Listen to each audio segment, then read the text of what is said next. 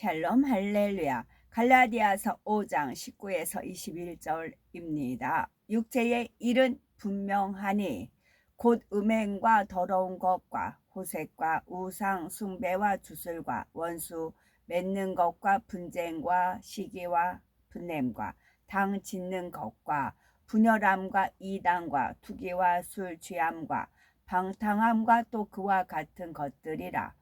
전에 너희에게 경계한 것 같이 경계하노니 이런 일을 하는 자들은 하나님의 나라를 유업으로 받지 못할 것이요. 아멘. 3차 영혼육 네 번째입니다. 술수와 원수를 맺는 것, 분쟁입니다. 로마서 6장 23절은 죄의 싹은 사망이요 하나님의 은사는 그리스도 예수 우리 주 안에 있는 영생이니라 하셨습니다.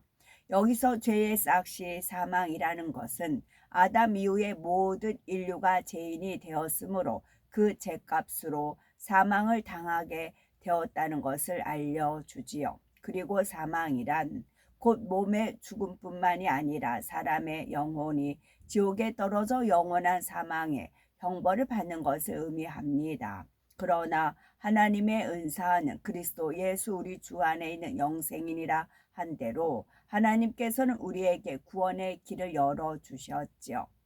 아무 죄도 없으신 예수님께서 십자가에 죽으심으로 죄인들의 죄값을 대신 치러 주신 것입니다. 이를 믿는 사람은 지옥의 형벌을 면하고 아름다운 천국에서 영생을 누릴 수 있게 되었지요.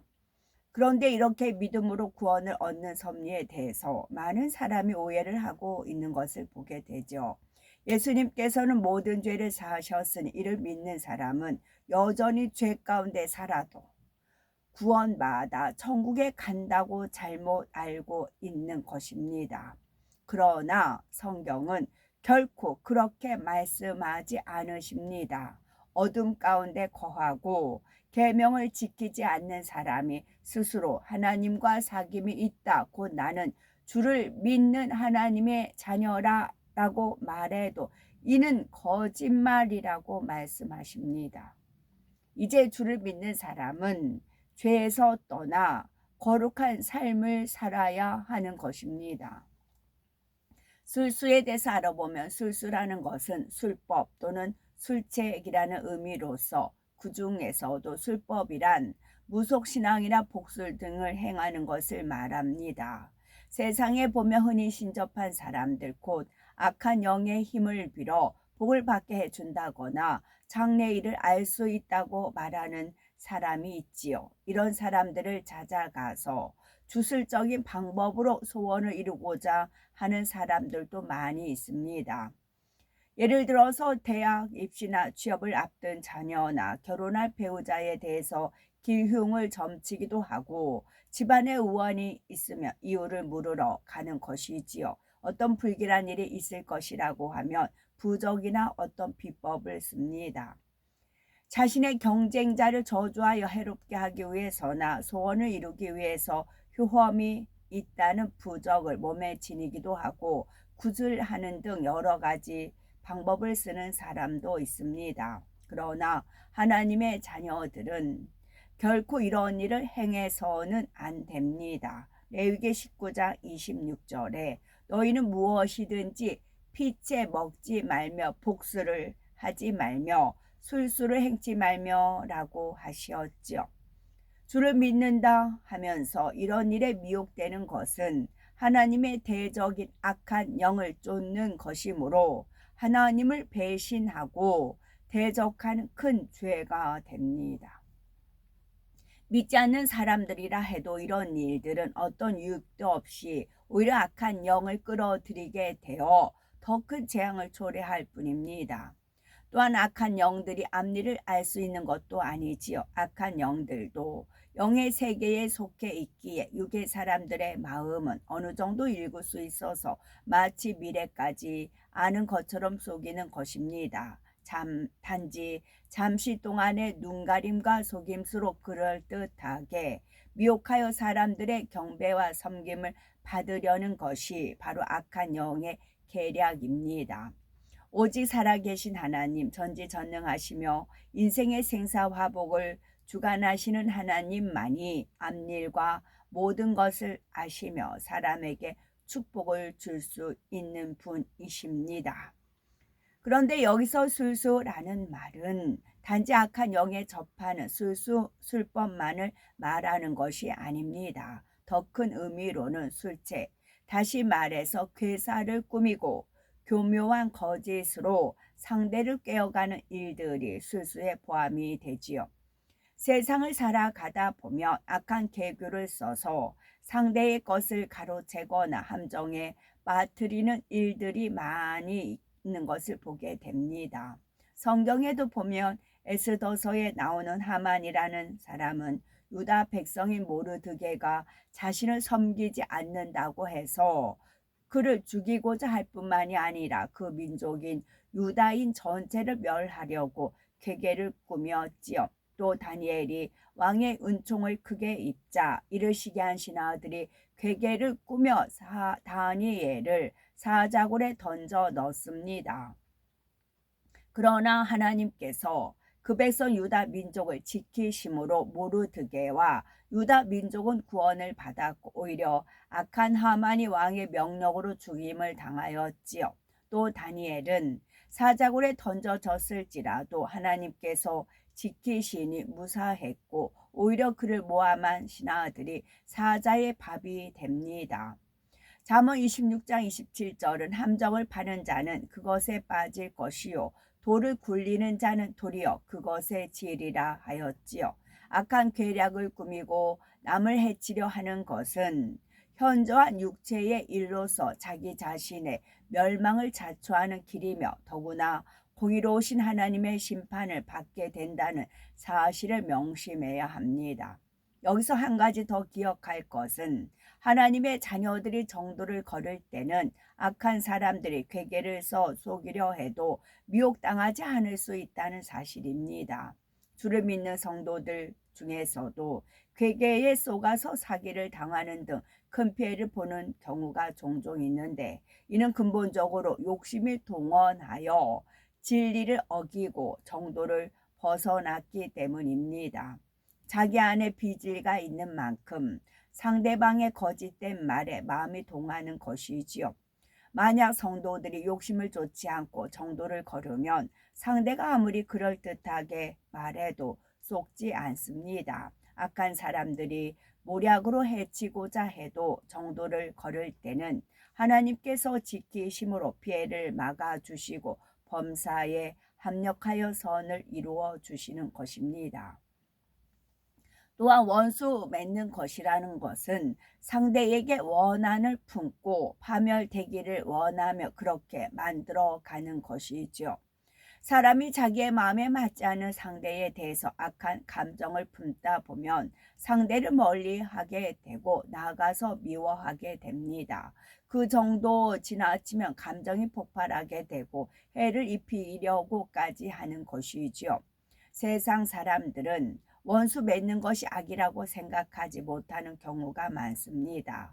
상대가 악을 행했으면 자신도 악으로 갚아주는 것이 의로운 이라고 생각하지요. 그러나 하나님께서는 원수도 사랑하라 하셨고 선으로 악을 이기라 하셨습니다.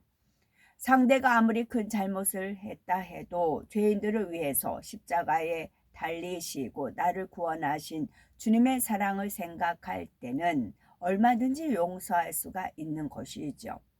그런데 혹여 감정을 품고 악을 악으로 갚지는 않으셨는지요. 원수처럼 잘못한 것도 없는데 자신의 마음에 좀 맞지 않는다는 것만으로 상대를 보면 얼굴을 굳히고 차갑게 무시하며 외면하지는 않으셨는지요.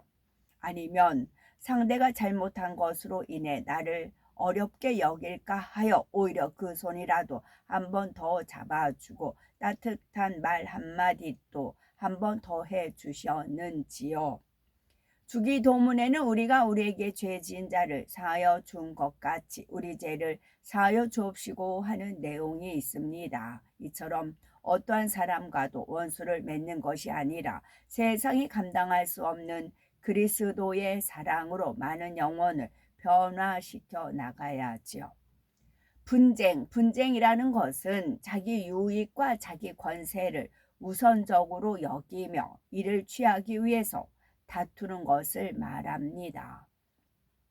자기 중심적인 입장에서 자신이 주장하는 대로 다른 사람들이 따라 주기를 원하고 다른 사람을 희생해서라도 자기 욕심을 채우려 함으로 분쟁이 일어나게 되죠.